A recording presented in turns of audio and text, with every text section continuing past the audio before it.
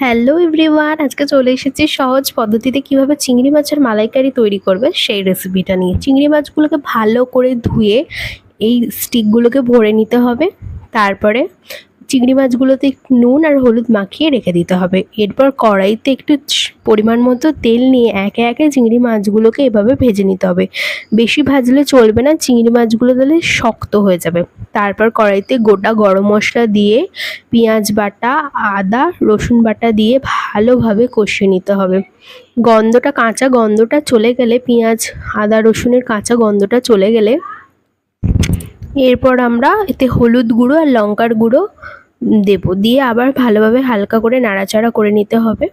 তারপর এতে আমরা কাজু বাদাম বাটা আর পোস্ত বাটা দিয়ে আবার ভালো করে নাড়াচাড়া করতে হবে। দেখো এটা মশলাটা কি সুন্দর কষে এসছে আর তেল ছেড়ে দিয়েছে।